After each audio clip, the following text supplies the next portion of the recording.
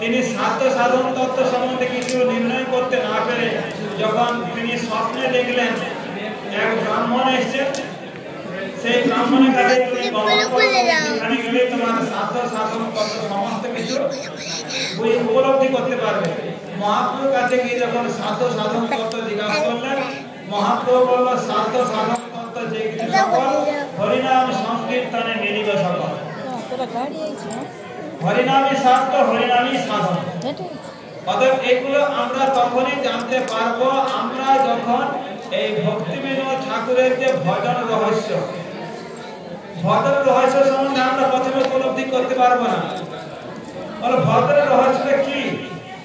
ভজনের রহস্য তখনই আমরা উপলব্ধি করতে পারবো ভক্তিবিনোদ ঠাকুরের ভজন রহস্যের প্রথম জাম সাধনটা যদি আমরা ভালো করে উপলব্ধি করতে পারি। কেন বলছেন? প্রথম জাম সাধনের মধ্যে আদৌ শ্রদ্ধা, তত সাধু সঙ্গ অথবা ভজন ক্রিয়া। শ্রদ্ধা না হলে আমার সাধু সঙ্গ হবে না, আর যখন আমাদের সাধু সঙ্গ হবে তখন আমাদের ভজন শিক্ষা তিনি উপদেশ করবেন। তার উপদেশ ক্রমে যখন আমরা ভজন করব তখন আসবে দ্বিতীয় জাম সাধন, অনর্থ নিবৃত্তি। এবার অনর্থ নিবৃত্তি যতটা জানা হবে ততটাই তার নামের মধ্যে রুচি উদয় হবে। আমরা অনর্থ অবস্থায় নাম করছি, হরিনাম করতে করতে শুধু ঘুমিয়ে পড়ছি, অন্য মানুষ আসছে, নানা রকম অসৎ চিন্তা আসছে। এগুলো তো আমাদের কেন আসছে? এগুলো কি আমাদের এক জন্মের? আমরা জন্ম জন্মান্তর থেকে ভগবানকে ভুলে আমরা অসৎ কর্মে লিপ্ত রয়েছি। সেই ফলগুলো যাবে, তার সেই ফলগুলো যাবে কোথায়?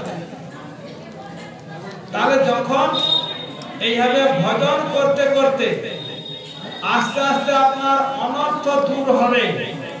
অনর্থ ভক্তি ঠাকুর প্রথম জাম সাধনে বলেছেন, অনর্থ উপশমে নিষ্ঠার উদয়।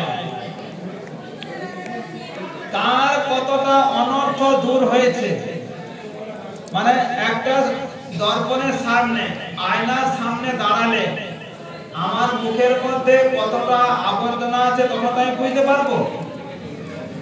মহাজনদের যে বাণীর এই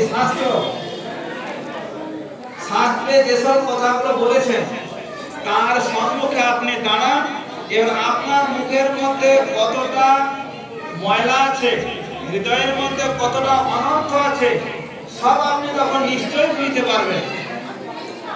আর অনর্থ থাকাকালে তখনই আমাদের ওই নিদ্রা, অন্যমনস্ক, আবশ্যক এইসব আসবে। আর অনর্থ মুক্ত অবস্থায় যখন অনর্থ মুক্ত হবে তখন কিন্তু এক কৃষ্ণ নামে যত পাপ হবে, পাতকীর সাধ্য নাই তত পাপ করে। এগুলো কখন উপলব্ধি করবে? অনর্থ মুক্ত অবস্থায়। রূপসেনপাদ সেদিন বলেছেন, ওই মুক্ত কুলই উপাস্য মানব।